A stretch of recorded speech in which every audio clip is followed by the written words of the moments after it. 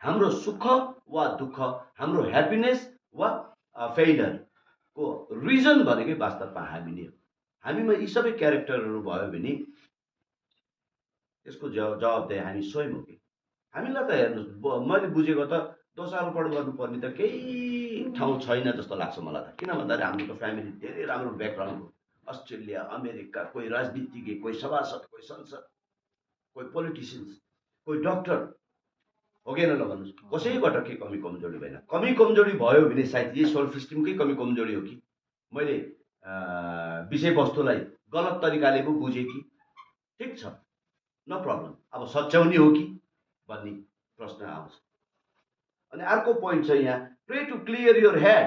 हेर्नुहोस्, अब भगवान्लाई तपाईँले प्रार्थना गर्नुहोस्, pray to clear your head भन्छ। उदाहरणको रूपमा हाम्रो हेडमा अब केमिकलको असर भनौँ, हाम्रो हेड यो ब्रेनको नक्सलमा हाम्रो कस्तो छ त, यसमा चाहिँ के छ त भन्दाखेरि प्लेन छ, कम्प्लेन छ, यो कता न कता स्टिङ्किङ थिङ्किङ जस्तै भइसक्यो कि। स्टिङ्किङ थिङ्किङ भनेको मतलब चाहिँ नि भन्दैन हामीलाई बाउबाजेले, परिवारले, तेरो दिमागमा त गोबर छ कि क्या हो भन्ने गर्छन्, याद छ कता न कता। अब यसमा ड्रगको एफेक्ट पनि हो,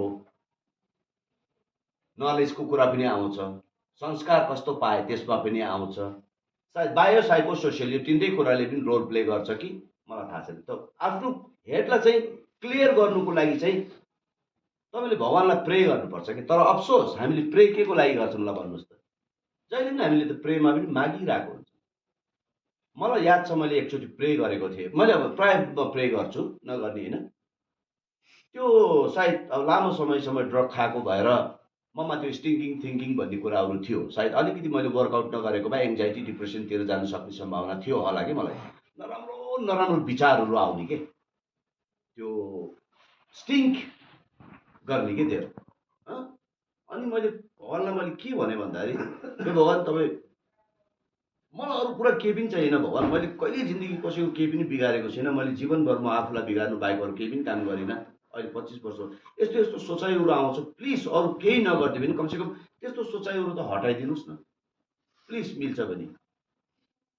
एन्ड देन मैले योगा गरेँ, प्राणायाम गरेँ, पानी प्रशस्त मात्रामा पिउनु थालेँ र नेगेटिभलाई